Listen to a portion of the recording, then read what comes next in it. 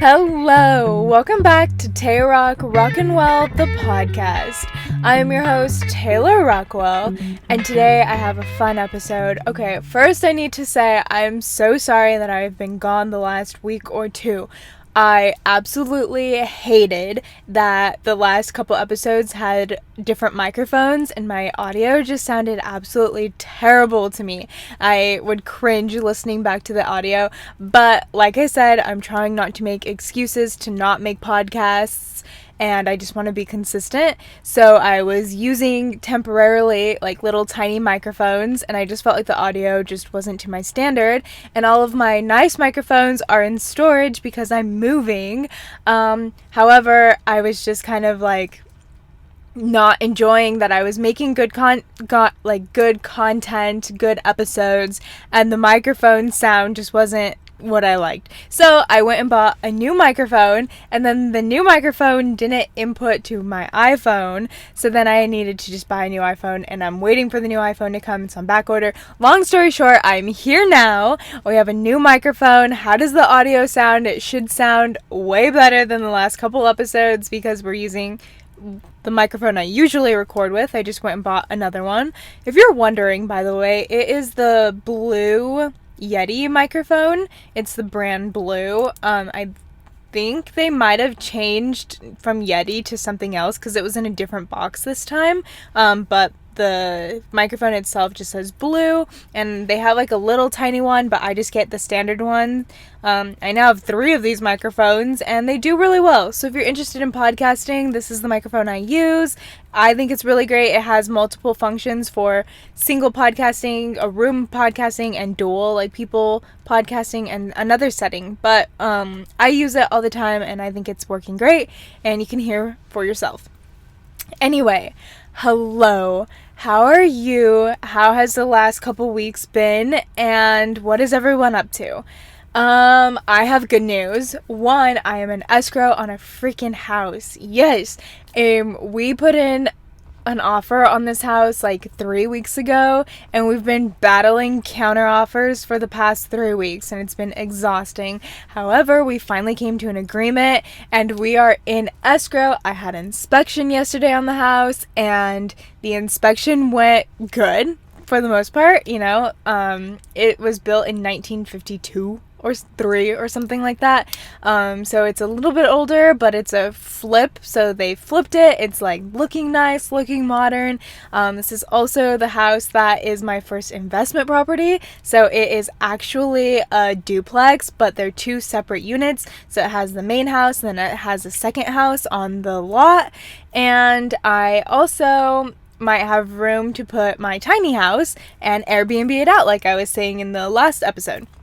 So I'm super excited. Fingers crossed that we close on this deal and everything goes right. But I'm very, very eager, and I will obviously keep you, the podcast, and anyone who follows my YouTube channel up to date on new comings. So that is kind of what I've been up to in the last week or two that I was gone. But how are you? Has anybody been doing anything fun? Anybody reading any new books? I need to make a correction. So in the last episode, I was telling everyone about the book I was reading, and it was like How to Make Money Like a Badass.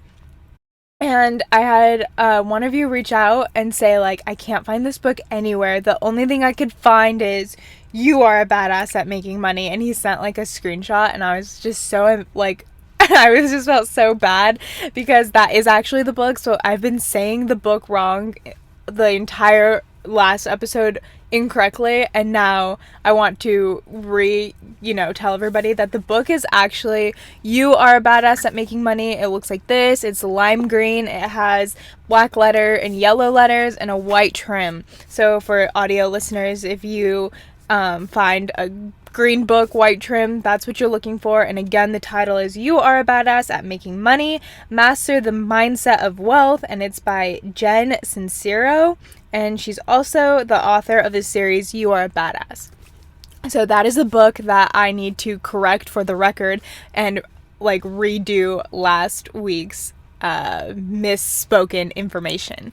Anyway, So I was thinking after last week's episode that I want to do a new segment on this podcast. And the new segment, I think that I really feel passionate about. I think this is going to be such a cool concept, but you guys can let me know what you think you message me on Instagram. You can comment on these on Spotify, I believe. But let me know what you think. I think the new podcast segment idea should be for us to read books together, kind of like a little book club. And of course, since this is like an entrepreneurial type podcast, I'm only going to be reading books that are like entrepreneur mindset, motivational type books. Non-fictional, I believe, is what it's called. I hope that's right. Anyway, that's kind of what I was thinking. And since I talked about this book last episode, You Are a Badass at Making Money, I thought this would be a perfect intro for this segment, this new segment of book club. I think I just want to call it like book club on the Tayrock Rockin Well Podcast. This is going to be great for us because I think this will be great for you as the listener, or now the visual watcher listeners, to either one, get a book. Like, I encourage you, if you want to, get this exact book and read it with me. I'm going to read a chapter every single week. So it's super easy. That's about anywhere from like 7 to maybe 15 pages a week. Super feasible, super doable, and it's kind of like an accountability community. I promise that every week I'm going to come on and give you the new insight on the chapter. I'm going to talk about it. I'm going to talk about my reflections. I'm going to do a lot of note keeping and really try to provide as much insight as I can to you as the listener. But I also want you to do the same thing. I want you to read the book, do the work, and we can kind of talk about it together. That is my first idea. I ideally would want everybody to get the book and read it with me, and we can have like a little book club, an accountability book club. It sounds like my computer fan just kicked on, so if you hear like a consistent like little fan noise, that's what it is. I apologize if it's loud. But you might not even be able to hear it now that we have a nice microphone. Anyway, the other thing that I was kind of thinking is, for those of you who want to read motivational entrepreneur books, but you're kind of like, reading's not my thing, or I don't really have time to read a book, or I don't really know how to read books, take notes, and reflect on them. If you're somebody who's like that, I still think that this book club segment is going to be great for you, because I'm going to read the book. Like, you don't have to read the book. I'm going to read the book, and I'm going to pull all the important information out, and I'm going to share it with you. And I'm going to share how I can relate it to me, and maybe hope that that kind of encourages you to be like, how would that relate to me and my life and my situation? And of course, I'm going to be doing the reflections at the end of every chapter, and I'm going to be sharing my reflections, and you can kind of follow along and ask yourself those same reflections. And basically, I'm going to read and digest the book entirely and pull everything out, and so you don't have to.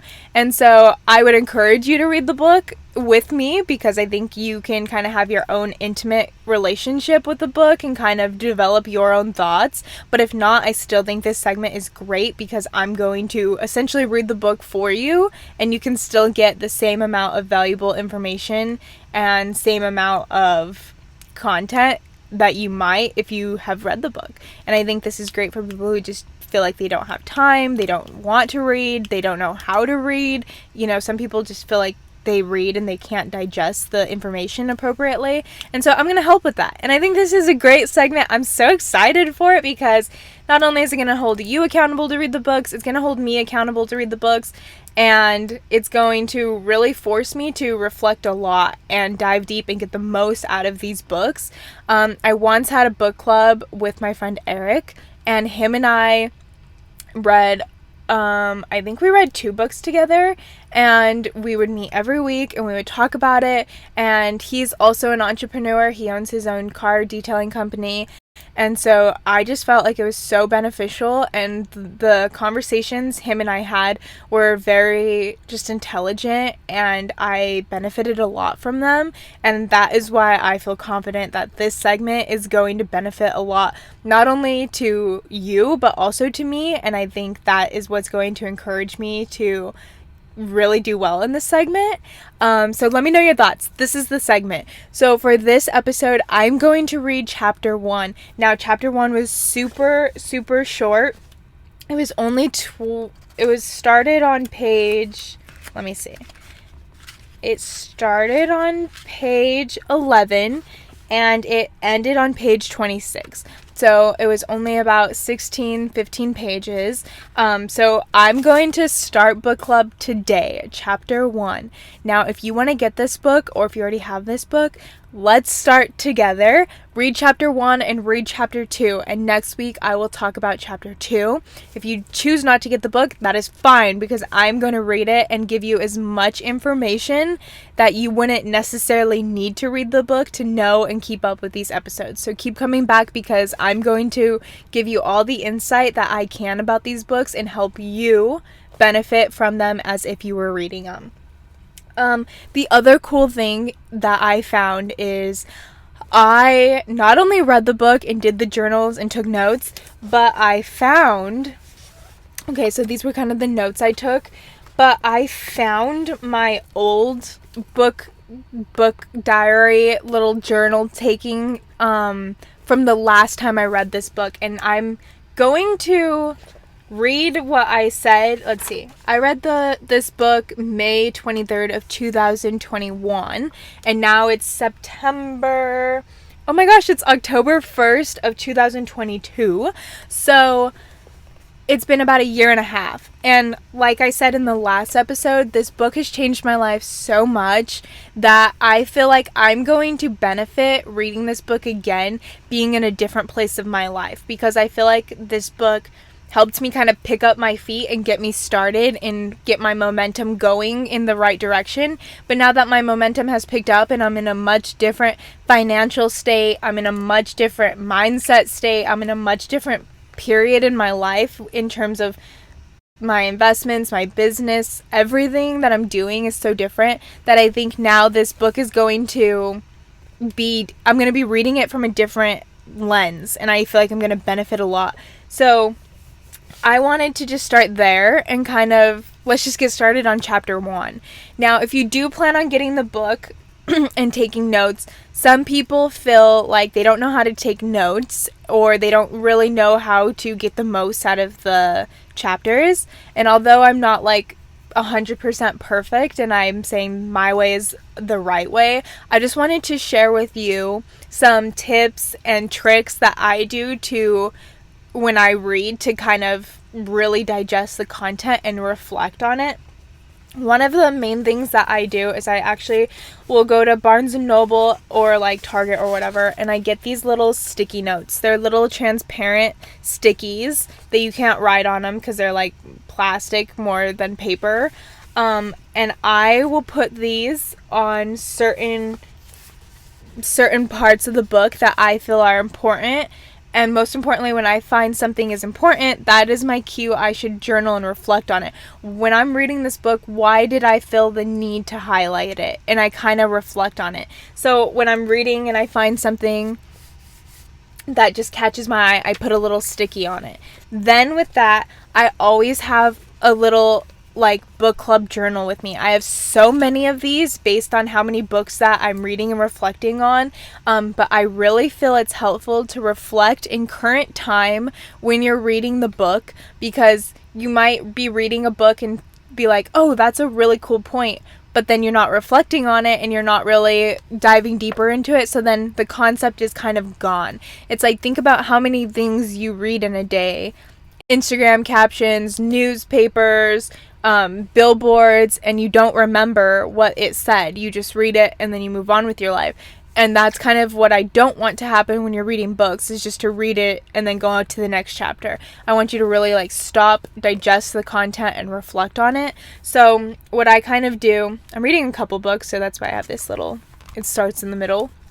However, I kind of will just separate it and just be like, okay, chapter 1, when I put a sticky note in the book, that is when I'll put in reference page 14. So I put a sticky note in the book on page 14, then I kind of put sticky note, and then I kind of will write down what I thought was important or what stuck to my head. And I feel like just writing it down kind of allows your brain to kind of remember what you want to remember, and then I reflect. And so I'll go over this together with you, obviously, but I just wanted to kind of just say that is how I read books and reflect and take the most out, by having sticky notes, a journal, pen, and a book while I'm reading. Obviously, that kind of makes reading the book go a little bit slower, and that's okay.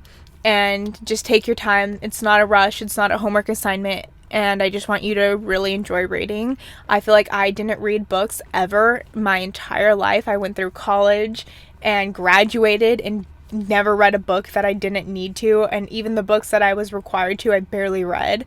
And now, graduated, I finally see the value in books, and I love reading, and I just want you to also find the value in books if you haven't already, and just try to just slow down, because that was my biggest thing. I felt like if I needed to read a book, I felt like I was too slow, and that's what prevented me from reading them, or I would start too many books and feel like I couldn't remember where I was. But this little tricks of reflection and little notepads has helped.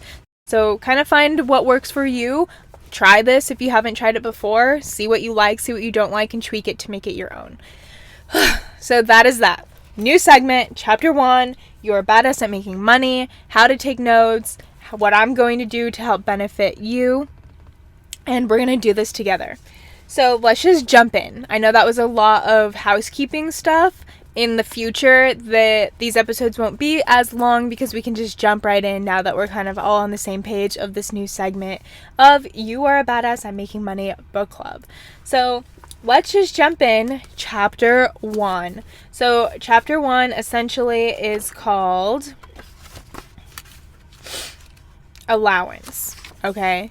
And in the chapter, she specifies on how she once read this book, and the book started with, you, in order to like live a fulfilling life, you have to be rich. And she talks about how offended she once was reading that quote, that in order to live a very successful, thriving life, you have to be rich. And she felt offended and immediately closed the book, threw it away, and continued to live what she described as a poor life, living paycheck to paycheck or whatever it meant to her.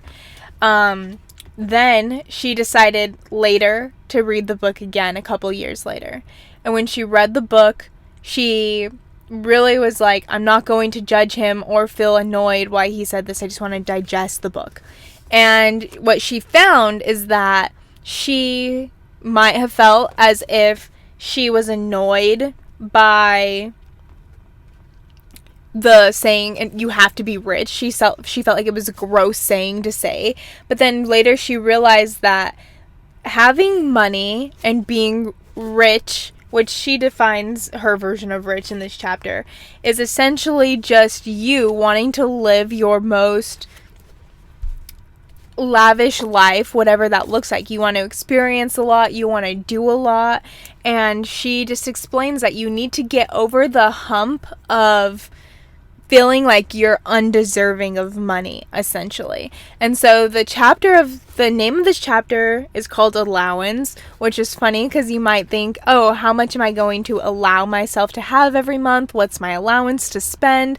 But in reality, the main point of this chapter is to bring home the idea that you need to give yourself the green light, the okay, the allowance to be rich and to be successful in which realm or definition that means to you.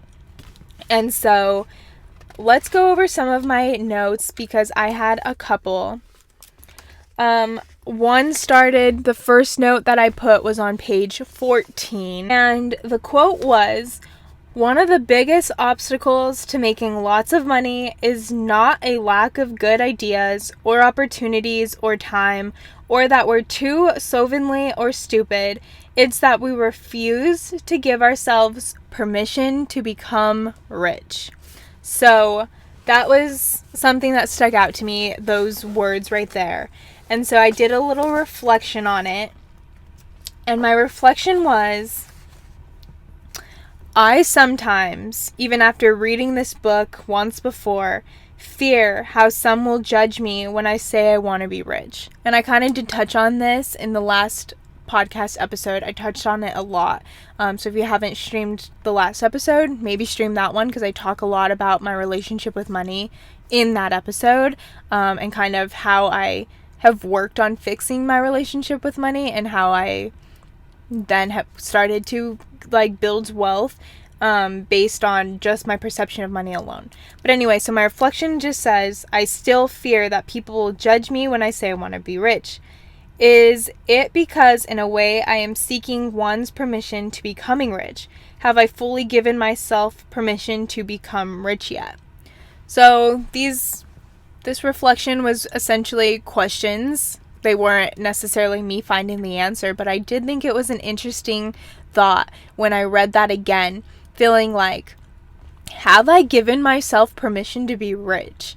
And I think I would argue and say no, simply because the fact that I still sometimes wonder or feel a lot of emotion when I do say that I want to be rich, that I want to have an abundance of wealth, money, whatever, and I fear that people are going to backlash or think differently of me. All things that I talked about in the last episode. And I think that when I say I want to be rich, I need to start really owning it and really start doing exercises to not feel like I'm saying something obscure or controversial. And I need to really own that emotion. And I think when I own that emotion is when I finally will give myself the permission to be rich. And I think that I've come a long way telling people I want to be rich, even just saying on the podcast, oh, I want to have $1 million by this time or whatever. I feel like I would have never said when I read this book the first time a year ago. And I think that I've done a lot better, but I still have a journey to go. And that is what my action steps are going to be, is start being more comfortable talking about me wanting to be rich, me wanting to have wealth, and not feeling so embarrassed or worried about my audience and what they might think of that. And I'm just going to own it, because in this chapter she also talks about you saying you want money is interesting, because some people feel uncomfortable, like me, saying they want money. However, a lot of people feel very comfortable saying how much money they don't have, always talking about how they're broke or how they don't have enough money or whatever. And she says it's interesting that so many people are okay talking about how they don't have money, but nobody wants to talk about how they do have money. And I did think that was interesting as well. And so I feel like I just need to journal a little bit more and kind of reflect on myself as time goes on and start getting more comfortable talking about money. And that's kind of my action step that I need to be doing. Are you similar? Do you have a hard time talking about money in a negative way? Do you have a hard time talking about money in a positive way? What does that mean for you? Why are you ashamed to talk about money? Or are you someone who's on the other side where all you want to do is talk about money? And if so, what does that mean for you? And is there any room for tweaking? Do you want something to be different, and why? And reflect on it, why. The other little note I had was on page 15. So I found a lot of value in the middle of the chapter. And this is where she defines rich. And I think it's important to know what she defines rich as, because I'm not sure if I necessarily agree that that is what my definition of rich is. But she defined rich, and I think it's important that I'll just read what her definition is first. So, she defined rich as able to afford all the things and experiences required to fully experience your most authentic life. Right? So, it's a very broad, not necessarily broad definition, but it's a very true definition. And so, my reflection on this was, in order to hit your goals, you must define your goals. So for me, this is me talking to myself. So I feel like this reflection is me being like, well, you say you want to be rich, but have you personally defined what rich means to you, Taylor? Like, there's no way for you to hit your goal, and there's no way for you to be successful in whatever realm you think success is, because you have yet to define your goal. You have yet to define success. And so I continue to say, what is a millionaire, and what does rich look like to you?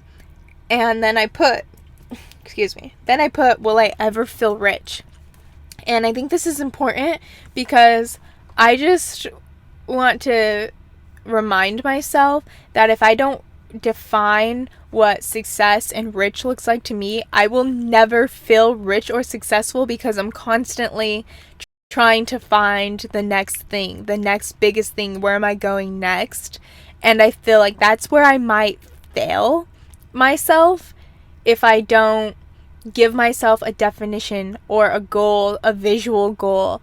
And if I start saying like, okay, you'll be rich once you, I don't even know. I haven't even taken the time to define what rich looks to me. And I think that's where I'm failing myself in terms of, will I ever be successful? Will I ever have enough money? And the answer is no, because I haven't come up with what my life looks like. And I haven't fully accepted, like the chapter's saying, what my life will look like when I do reach my goals. And I need to own that that will be my life, and that that is okay for me, and that's what I'm seeking.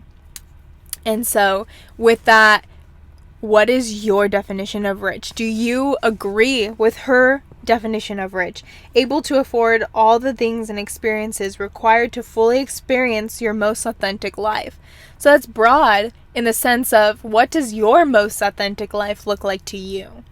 Is that being able to afford having 3 children and being able to put all 3 children through university if they so want to be in university? Is that being able to buy your parents their dream house, or paying off their current house so they can retire early? Is it to be able to start your own business, to buy your dream car? What does rich look like to you, and what does your most authentic life look like? Because I think it's important that we establish that right off the beginning of reading this book, so then that way we can be a little bit more clear and transparent where our goals align. So what are your thoughts? I feel like I'm talking to myself a little bit, but also I do feel like I'm talking to other people who obviously have goals, who obviously have ambition, who obviously know, or at least have an idea of where they want to be. And now it's just our time to buckle down and really establish and define those goals. And then at the end of this chapter, she does make you do a little bit of workshop and a little bit of journaling. She asks a couple questions. So one of the things that she suggests is that you come up with your own money mantra. In the last podcast, I did talk about how I tweaked my mantra as time and my personality of business kind of evolved, and it was that my mantra is that opportunities come to me easily and often. And even though it doesn't have the word money in it, to me opportunities equal money. So that's kind of what mantra I came out of from reading this book the first time. However, I'm very optimistic to having a different experience to reading this book the second time. So I'm going to be doing the workshops and the same reflection with you guys in real time all over again.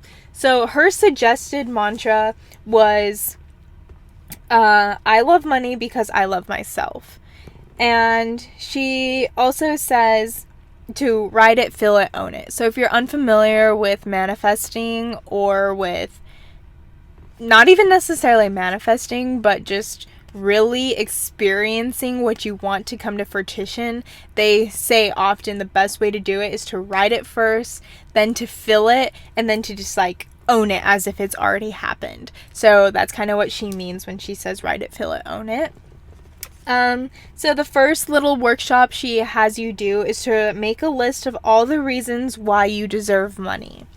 So some reasons that I wrote that I feel as if I'm deserving of money is, first, that I'm ambitious to make money moves. Like, I think that the fact that my character or my ambition or my goals in life are revolved around money is probably the very first reason why I feel like I'm deserving of money, simply because some people just don't, like, I went to business school, you know? Like, some people just don't really have an interest in business or money, and they have interest in else things, and that's fine. But for me, my hobbies kind of include making money. That's like what's fun and interesting to me, and therefore I feel like because that underlining interest and desire is there is one reason why I am deserving of money.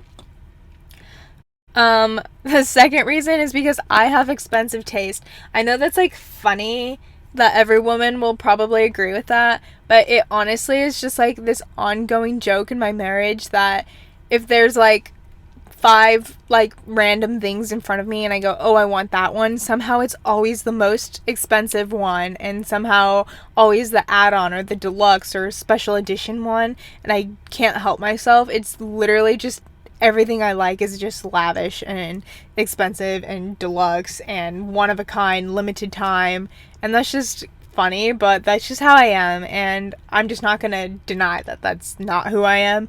I just like lavish things, right? So the third reason why I am deserving of money is that I'm giving and I want to be able to provide.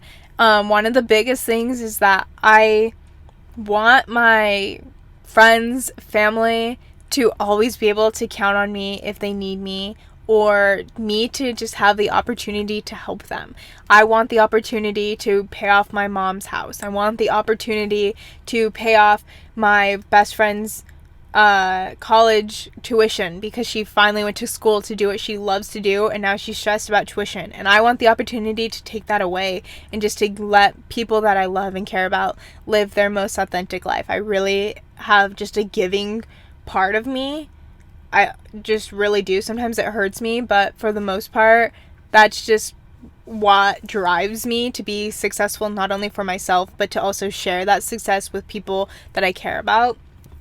And the fourth reason I put why I'm deserving of money is I put in the work and I don't necessarily expect to make money easily, aka I don't really agree or necessarily believe in like get rich quick schemes. Like, I am willing to invest in long-term investments and actually take risks that might not necessarily be 100% guaranteed to be a successful thing, and I feel like that alone makes me a hard worker, in the sense of I'm willing to like understand the risk and put my best foot forward.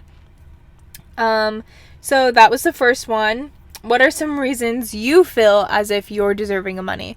I came up with 4 reasons, but you can come up with as many as you want to. I also wanted to kind of talk on my first time I did this exercise, the very first time I read the book, and kind of compare answers.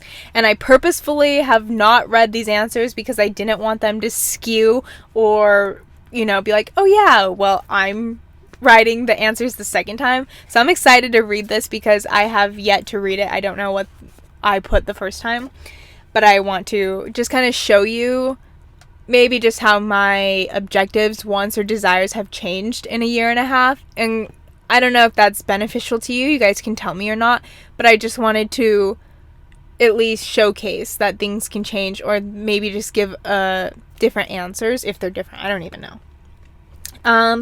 So some reasons that I put the first time of May 23rd, 2021, that I was deserving of money is that I put a lot of energy towards growing an income source, manifested money. I think differently about money than most / I used to. And reasons you deserve money is to live the full life I want. I'll play my cards accordingly. So I don't really know exactly what I meant by that, but essentially it's just kind of similar to what I put, but, you know, a little different. So that was kind of what I put a year and a half ago or so. The second question she put was, make a list of some beautiful things that have happened in this world that makes money. My beautiful things that I put were Teslas. I just love Teslas. I don't know what it is about me. Teslas, landscaping, and homes. I love beautiful cars. I love beautiful houses, ginormous, big, beautiful. I just think they're like a piece of art. And I love landscaping. I don't know what it is, but when I go to a community or like a neighborhood or a spot, first thing that comes to mind is like La Jolla. I just love beautiful landscaping, and I just think that's a lot of money to landscape and to have palms imported or to have whatever. I don't need to explain myself. It's kind of obvious, but those are the three things I came up with. So a year and a half ago, I also put cities being built, plants, and gorgeous homes. So I guess maybe I haven't changed that much, but plants, landscaping, gorgeous homes. I put homes and cities being built. So I just love buildings, architectural things. So my question to you is reflection time. What do you think are some beautiful things that have come out of making money, essentially? Or thanks to money. What are beautiful things in this world thanks to money? Kind of reflect. You can write on pen and paper, or if you're just driving or at the gym or whatever, just do a quick reflection in your head. What do you think the answer is? The third thing there's only 4, so we're getting through this quickly. The third thing she has is to make a list of all the awesome things and experiences money will add to your life. So my reflection was investing in properties. That is something I'm really passionate about. It's something I'm actively doing right now and something I want to continue to grow and continue to do. So investing in properties, opportunity to expand P&P. Plants and Pilates is going through a lot of transition right now, and a lot of the time I just can't help but to feel like, dang, if I only had X amount of money more, I could easily just do this instead. And so for me, I think having the opportunity to expand all my businesses is, an awesome experience that can come from having more money. And then experience lavishness. Like I said, I just like nice, expensive things. So I want to experience having the Teslas, having the nice clothes, having the big, beautiful houses, having the vacations. I have one life and I want to experience those things in this life. So that is another thing that I put. A year and a half ago, I put Jack can comfortably leave the Navy. So he's now out of the Navy, but a year and a half ago he wasn't, obviously.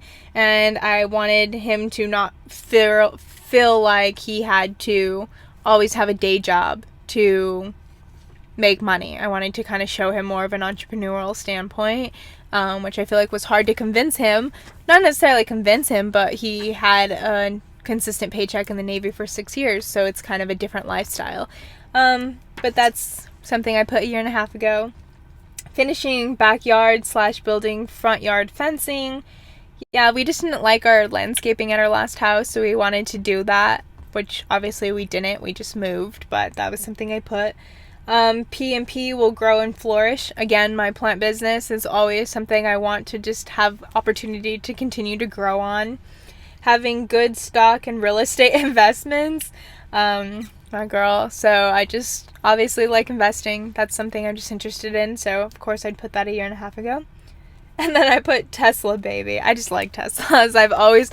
I didn't have a Tesla a year and a half ago, and Tesla has always just been a big dream, such a big accomplishment for me to have, and I finally am recording this podcast in one right now, but it is a really big deal, and that is something physical to kind of showcase my dreams, hard work, kind of come to fruition. So, your turn. What